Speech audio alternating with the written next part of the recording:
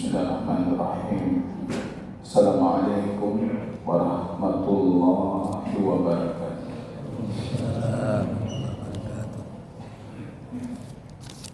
Alhamdulillahirabbil alamin. Wal 'aqibatu lil muttaqin fala 'udwana illa 'alal zalimin. Asyhadu an la ilaha illallah wahdahu rabbi la syarika lahu wa asyhadu anna Muhammadan abduhu wa rasuluhu safiyyuhu min khalqihi wa khaliluhu. Kaum muslimin dan muslimat sidang jamaah salat maghrib yang diberkahi oleh Allah Subhanahu wa ta'ala, pujian dan syukur yang tiada henti kita panjatkan kehadiran Rabb kita Allah Tabaraka wa ta'ala yang mengumpulkan kepada kita di malam yang penuh keberkahan ini. Banyak sekali nikmat dan kebaikan sehingga kita masih berada di hari-hari terbaik dari 10 awal Dzulhijjah, yang amal saleh di dalam hari-hari ini lebih tinggi nilainya di mata Allah Rabbul Alamin. Ma min ayyamin al-'amalu salihu fihi ahabbu wa afdalu indallah min hadhil 'ashr. Tidak ada hari dari hari-harinya Allah Rabbul Alamin yang amal saleh itu lebih utama, lebih dicintai oleh Allah dibandingkan dari 10 awal Dzulhijjah. Di sini disebutkan jemaah kaum muslimin al-amalu as-salih, amal saleh. Tidak disebutkan apa amalnya, tidak disebutkan khusus untuk salat, khusus untuk sedekah, khusus untuk yang lain. Di sini berisi makna implisit tersembunyi, targhib, digalakkan kita memperbanyak pintu-pintu amal saleh di 10 awal Dzulhijjah. Bukan satu pintu saja, tapi apapun potensi amal saleh itu harus kita perbanyak di 10 awal Dzulhijjah. Dan menariknya dari imam kita juga membaca di rakaat pertama, innal abrara lafi na'im. Al-bar yang dijamak dengan abrar, orang itu tidak disifatkan dengan al-birru illa jama'a fihi khisalul khair, kecuali dia mengumpulkan banyak tradisi kebaikan. Jadi ganti macam kebaikan, tapi segala pintu kebaikan. Dan kita malam ini jamaah kaum muslimin, Allah kumpulkan kepada kita keutamaan waktu 10 awal Dzulhijjah dan juga keutamaan amal, yaitu berada di majelis ilmu yang merupakan miftah khisalul khair, seperti disebutkan oleh Imam Ibnu Qayyim rahimahullahu ta'ala.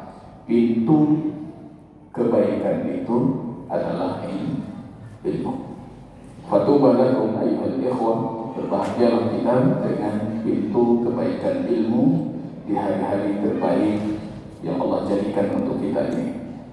Kita lanjutkan dengan izin Allah Ta'ala kajian kita Ummahatu al-Abwab min Haji Sayyidil Ahbab, induk bab dari petunjuk Sayyidil Ahbab, penghulu para kekasih, yaitu Al-Habib Baginda Rasul sallallahu alaihi wasallam. Kitab ibarat dari sebuah kumpulan terhadap sekitar 100 hadis baginda Rasul sallallahu alaihi wasallam yang merangkum semua praktek ibadah baginda Rasul Sallallahu Alaihi Wasallam. Kita sedang mengkaji jamaah kaum muslimin kitab salat di pembahasan tata cara salatnya baginda Rasulullah Sallallahu Alaihi Wasallam. Dan terakhir kali kita kaji kemarin hari itu tata cara sujud.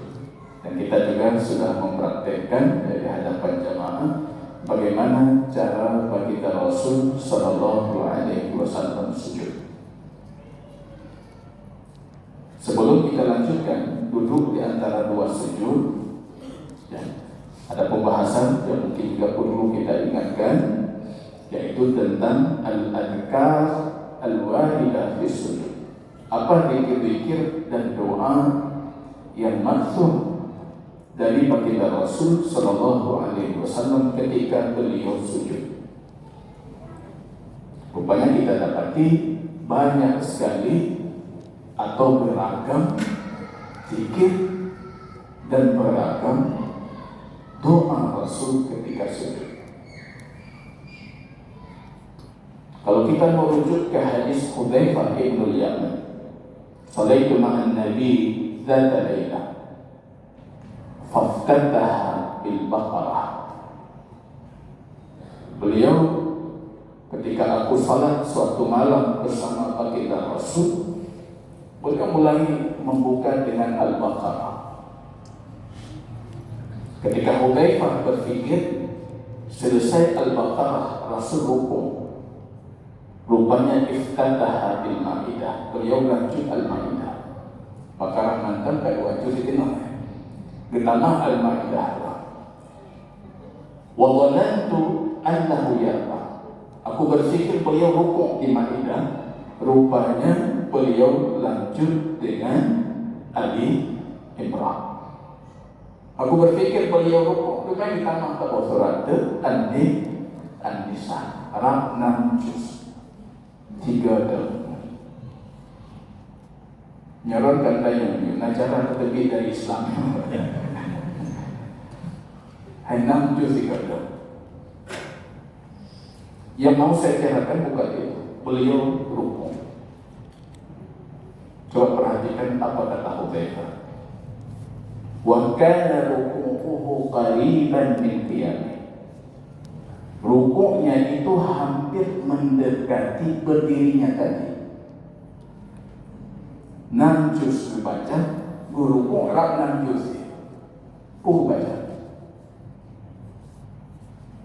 Nanti ketika sujud, summa sajad, wa kana sujuduhu qariban min qiyamih. Sujudnya juga seperti berdiri, hampir seperti berdiri. Baca. Subhana rabbiyal a'la ilmu madana. Subhana rabbiyal a'la. Cukup.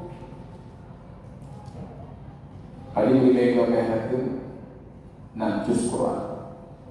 Zikir sujud itu banyak. Saya yakin kalau subhana rabbiyal a'la atau tambah di ujungnya wa bihamdihi, hampir semua kita hafal itu, dan itu yang kita baca. Tapi yang kita inginkan jemaah, ketika Anda ingin salatnya seperti Rasul, Rasul memberagamkan zikir sujud. Kata dia subhana rabbiyal a'la. Kalau kita butuh salat seperti Rasul, bukan cuma itu. Ada hadis Aisyah nanti, subhanakallahumma rabbana wa bihamdika allahumma ighfirli. Ada hadis Abu Hurairah, subuhun qudusun rabbuna wa rabbul malaikati wa ruh. Menjelang akhir hayatnya baginda Rasul, hampir selalu kata Aisyah, sujudnya itu subhanakallahumma rabbana wa bihamdika allahumma ighfirli. Minta ampun. Tasbih dengan istighfar. Menjelang pada usia ini, menjelang ajar. Jadi zikir ini harus kita baca sebagai bentuk pengamalan sunnahnya salat bagi Rasul. Ganti-ganti, kita tambah-tambah. Kalau zikir tidak ada masalah. Kalau ini pembahasan zikir, bagaimana dengan doa yang masuk dari Rasul ketika beliau sujud? Hampir tidak ada doa yang kita baca. Kita tidak. Dan baca doa waktu sujud. Doa yang Rasul ajarkan ketika sujud. Dan Anda boleh menambah dari diri Anda, fa'akhiru fihi doa. Perbanyak doa ketika kamu sujud. Aqrabu ma yakunu bainal 'abdi wa rabbih inda sujud. Waktu yang paling dekat dikabulkan doanya hamba, dan posisi paling dekat antara dia dengan Tuhannya ketika sujud. Rasul pun banyak selain zikir mengajarkan kita banyak doa yang masuk ketika sujud. Doa yang paling sederhana itu kita mengatakan Allahumma gfirli, ya Allah ampuni aku, ma asrartu wa ma a'lantu. Hadis Aisyah, yang aku sembunyikan dan yang aku nampakkan. Yang paling baik dalam bahasa Arab, ya bahasa Indonesia, ma asrar, mudah dihafal. Allahumma gfirli ma asrartu wa ma a'lantu. A'lantu yang aku nampakkan, apapun nantinya aku. Setelah itu terserah Anda mau baca doa dari diri Anda, yang penting dalam bahasa Arab atau dalam bahasa selain Arab, tapi bukan lafaz lisan, dalam arti yang teman. Atau doa ini, Allahumma gfirli dhanbi kullihi, ya Allah ampunkan semua dosa.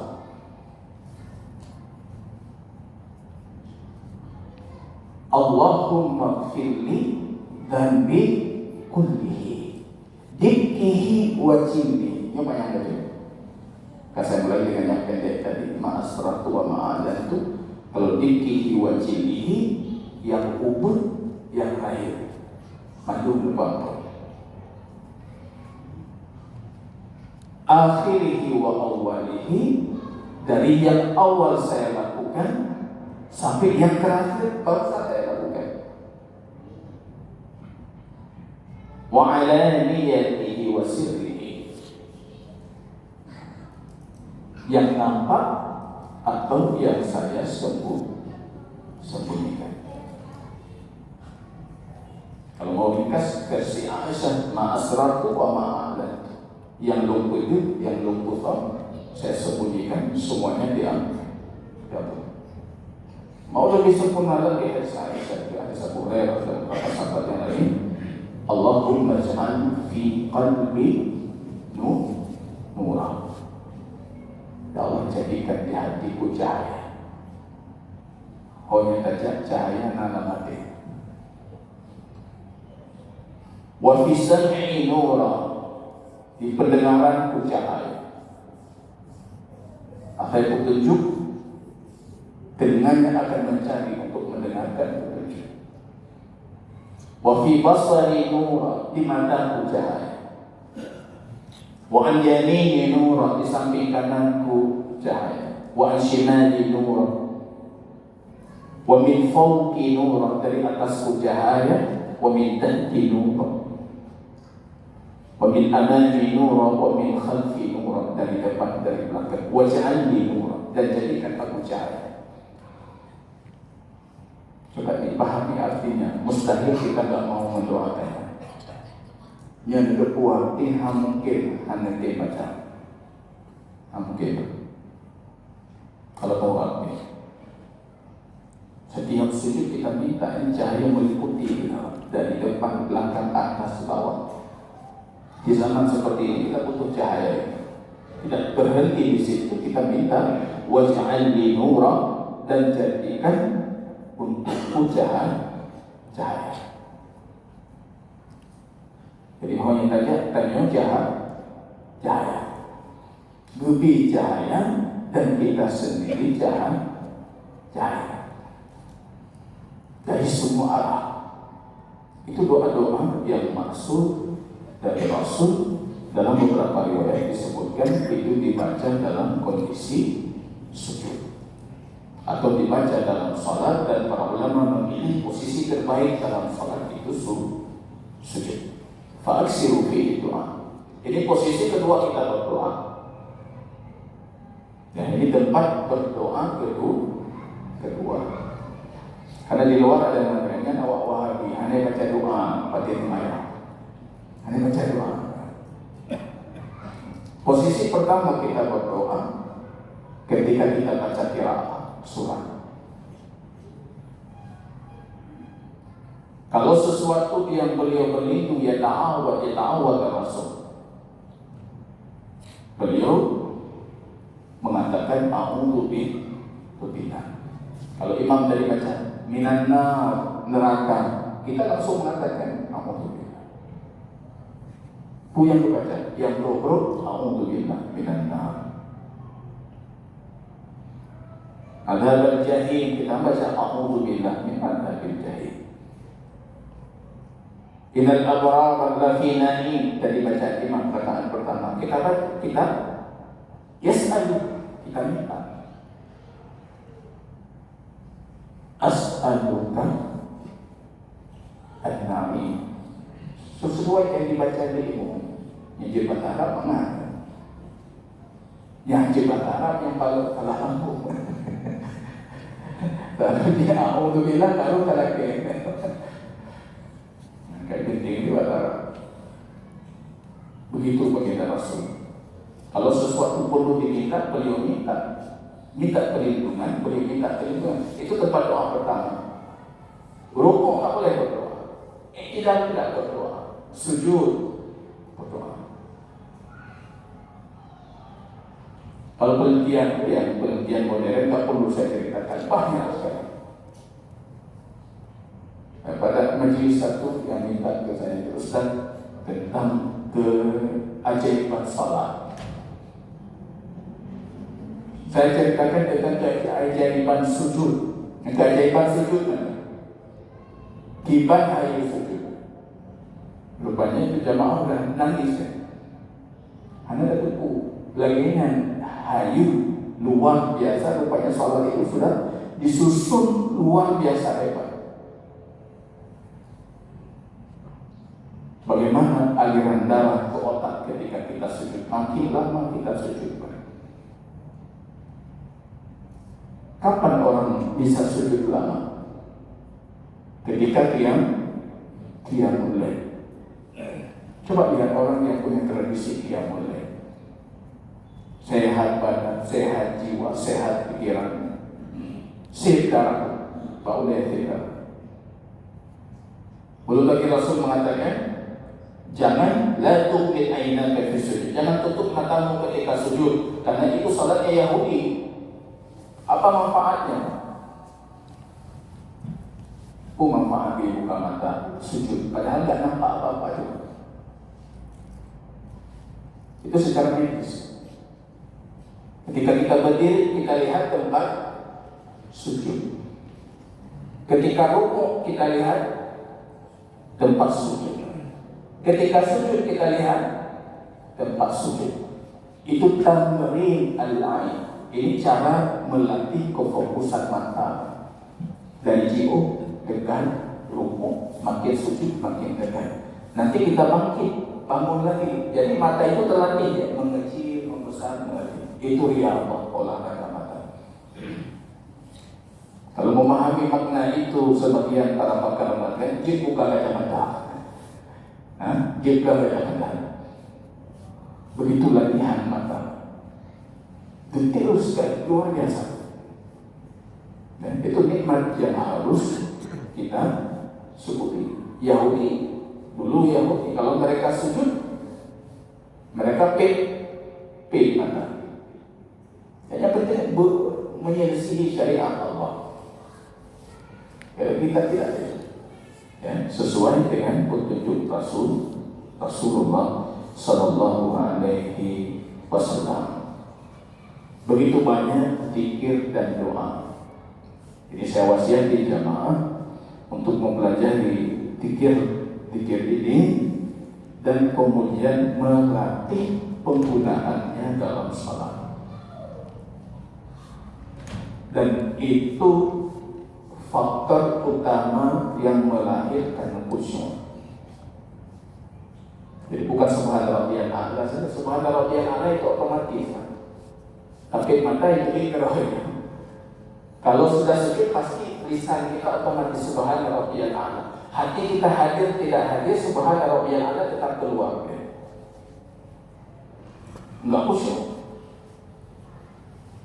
Jadi kita ganti.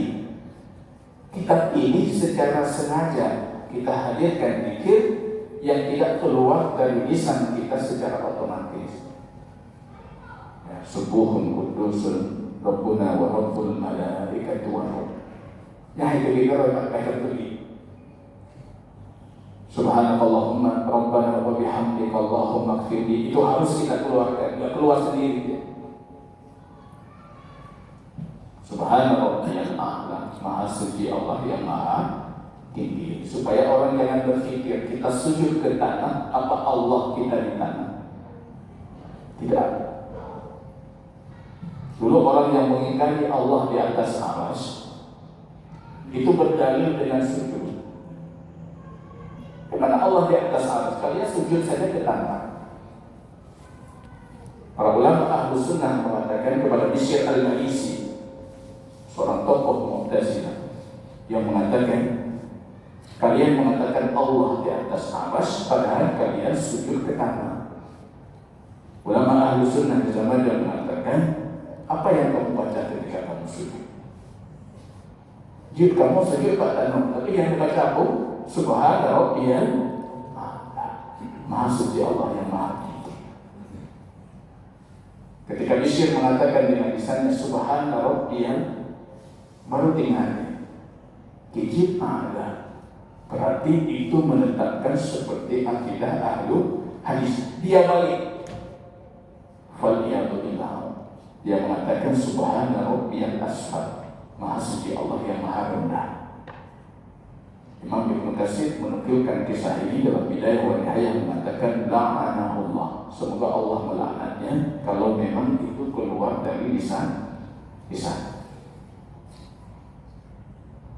Subhana rabbiyal a'la. Kedekatan kita dengan Allah itu bukan kedekatan fisik. Jika kita mengimani Allah di atas arsy, maka berdiri itu lebih dekat dengan Allah kalau fisik. Tapi kenapa sujud? Berarti bukan posisi fisik, kedekatan maknawi. Kedekatan maknawi.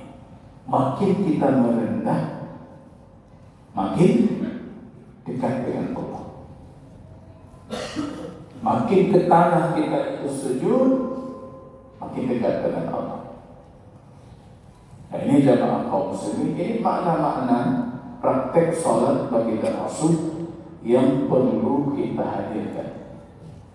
Karena sejatinya sifat salat baginda Rasul itu bukan hayat fi'liyah saja, bukan cuma praktek qauli, perkataan dan perbuatan badan, tapi jauh dari itu ada perbuatan hati.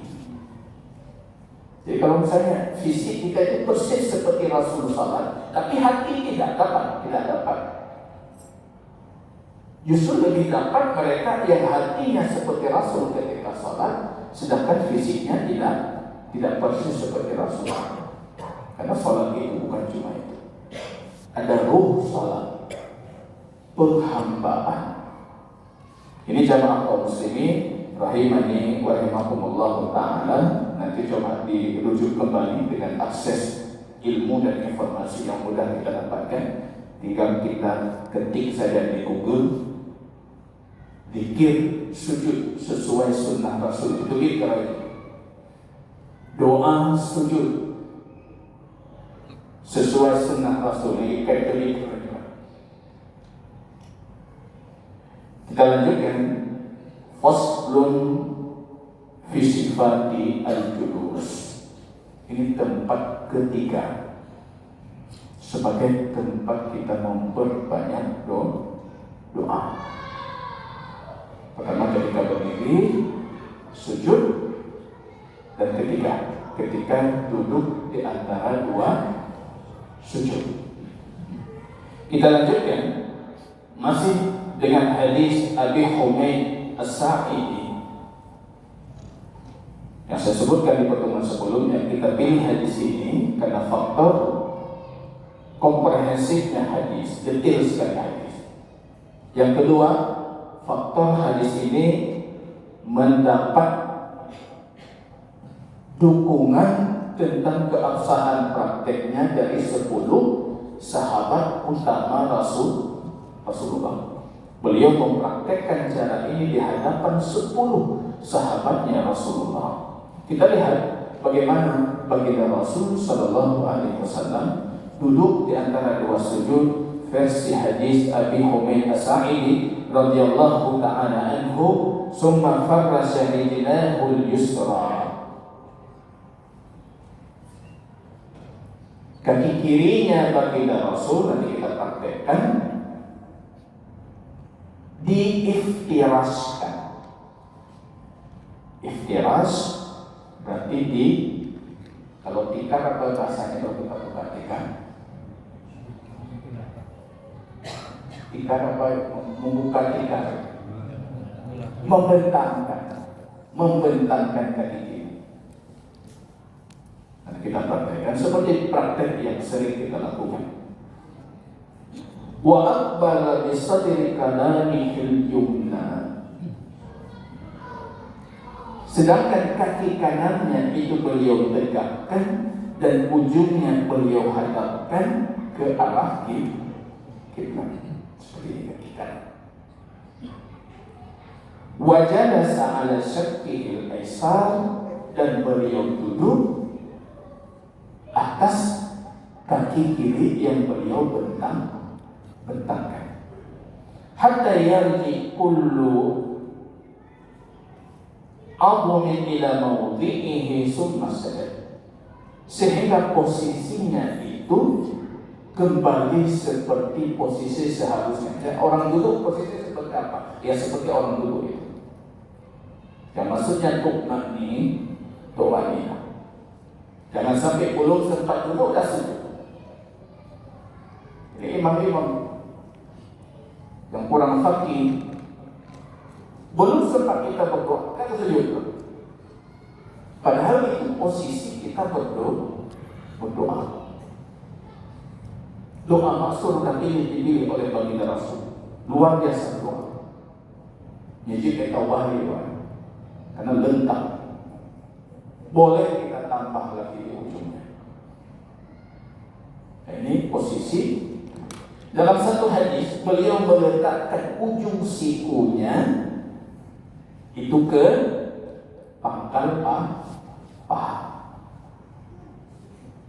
Ini kita praktekkan sedikit sebelum kita lanjutkan pikirnya.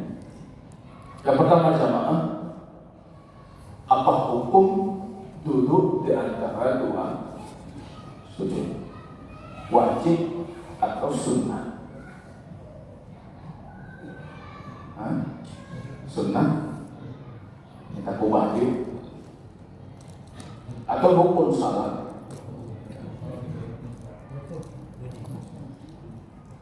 Wajib, levelnya wajib, karena salat itu ada rukun, ada wajib, ada sunnah.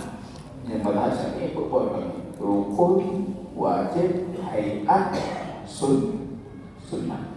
Rukun hanya sah. Kalau wajib sah, tapi bisa kita tutupi dengan sujud sahwi. Hayat sah, lebih utama ditutupi dengan sujud sahwi. Kalau sunnah hanya masalah. Hanya masalah. Duduk di antara dua sujud rukun, wajib, itu rukun. Jihana tidak boleh. Ajaran dalam hadis Bukhari Muslim, ketika ada laki-laki yang musii'us salat, salatnya itu salah, Rasul mengatakan summa sujud summa q'ud, kemudian kamu duduk hatta tatma'inna qa'idan, sehingga dudukmu itu dalam kondisi yang nyaman. Rupanya dalam hadis Abi Humaid As-Sa'idi dipraktekkan bagaimana duduk di antara dua sujud yang nyaman.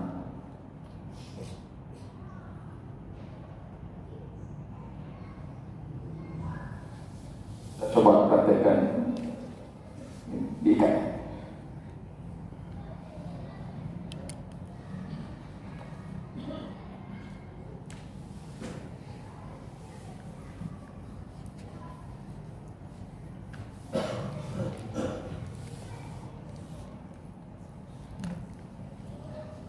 Kita lihat hadis Abi Humaid, beliau menyebutkan ini posisi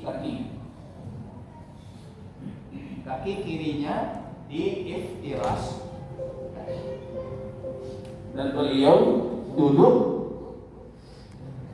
mohon maaf, pantat kirinya itu di atas kaki kiri yang sudah dibentangkan, dengan posisi kaki kanan yang sip ditegakkan dan ujung jarinya itu menghadap kita. Ini posisi duduknya. Dari belakang sudah. Kemudian dari depan, posisi tangannya, ujung sikunya itu menempel dengan pangkal paha.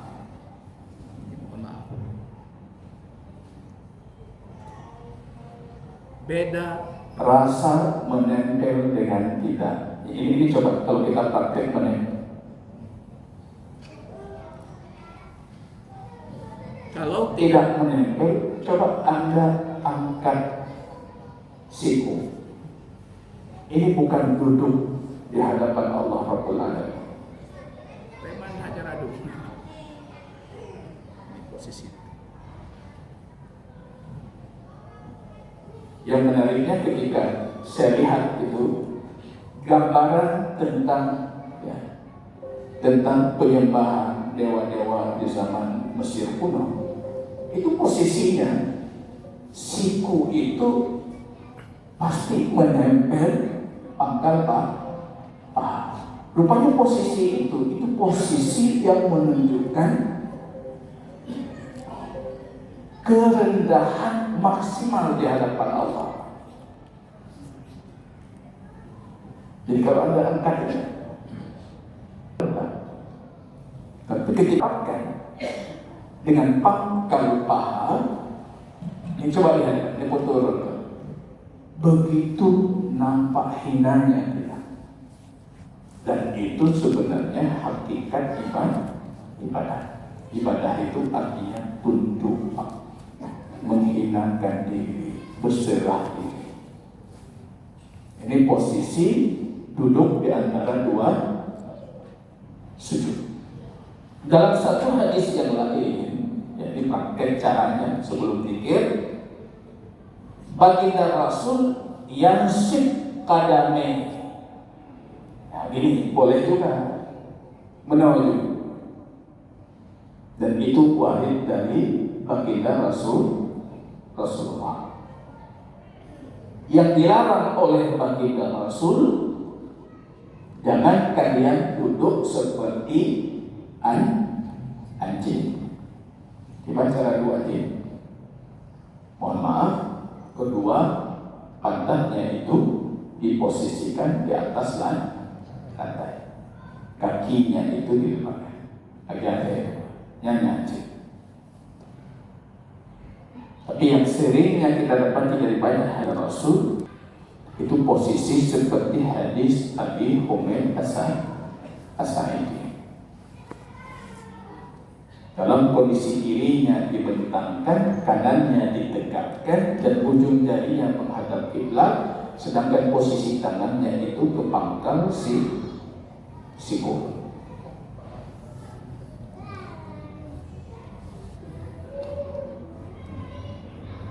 Ke pangkal paha, sikunya ke pangkal paha. Begitu jamaah kaum muslimin rahimani rahimakumullah. Apa yang Rasul bacakan? Bacaan Rasul, semua para ulama jumhur atau ijma' para ulama, zikirnya wajib.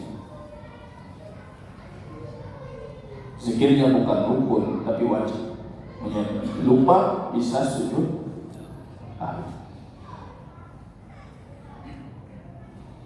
Apa yang dibaca oleh Rasul? Kalau kita merujuk ke Kutubus Sittah, ini 6 kitab hadis yang muktabar. Dari 4 kitab hadis itu kita dapati doanya Rasul seperti ini secara berurutan. Rabbir firli. Pertama, itu wajib. Kalau Anda mengatakan Rabbir firli tidak baca yang lain, tidak ada masalah, sudah selesai. Atau Allahumma firli.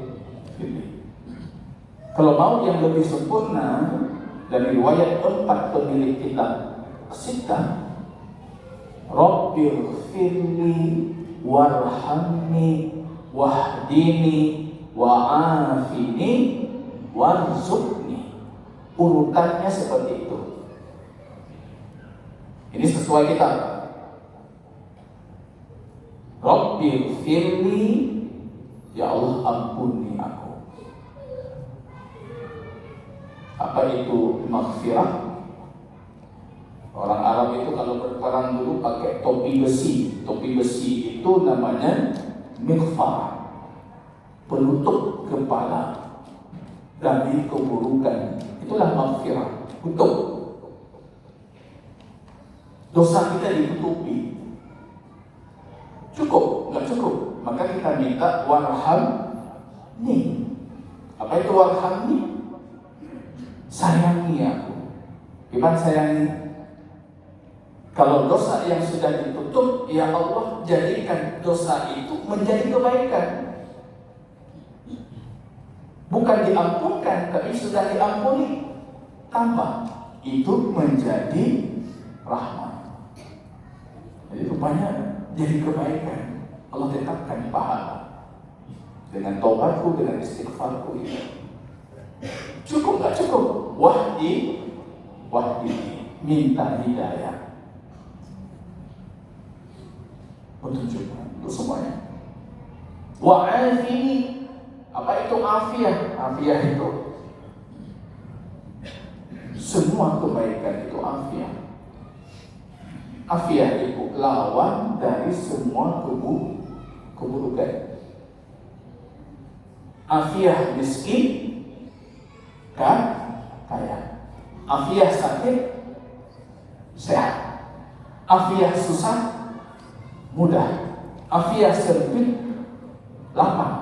Afiah itu doa yang tidak boleh Anda lupakan.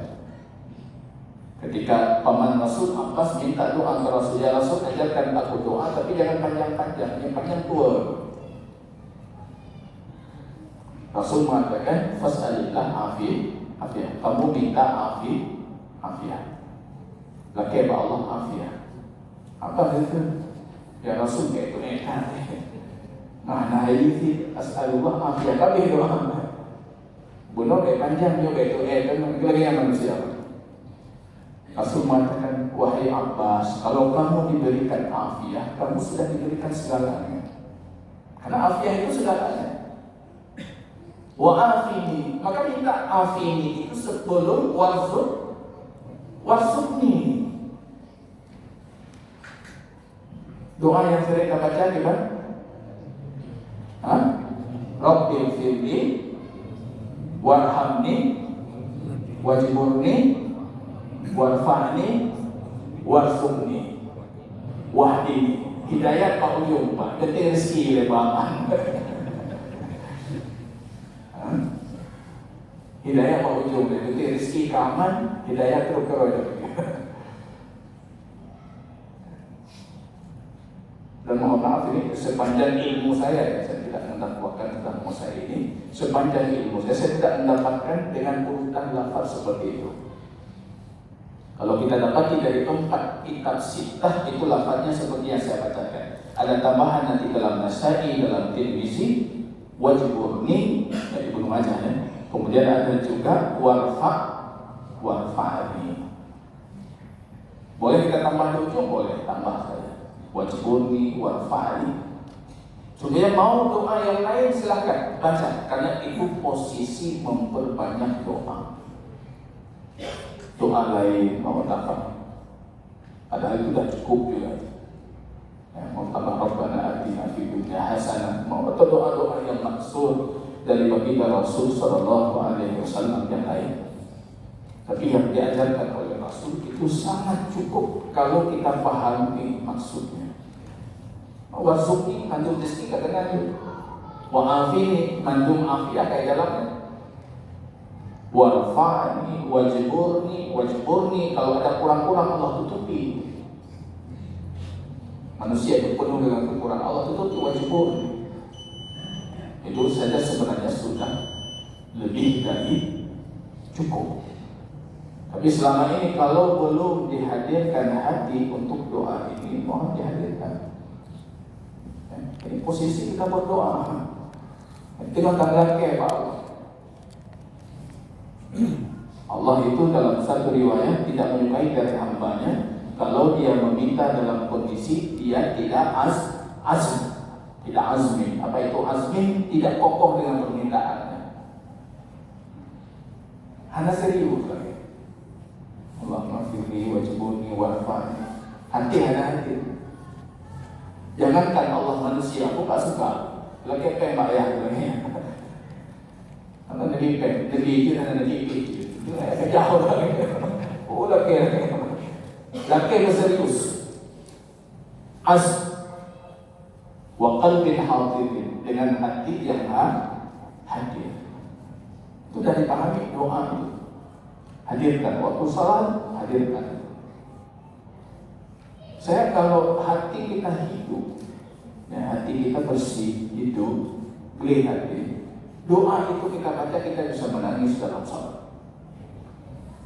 Punya beli hati, Rabbil firli, imata itu. Kalau hati kita bersih dan kita paham yang kita baca, hati kita hadir, gak mungkin salat kita seperti yang selama ini kita lakukan. Pasti berbeda salat kita. Berbeda, aura salatnya berbeda.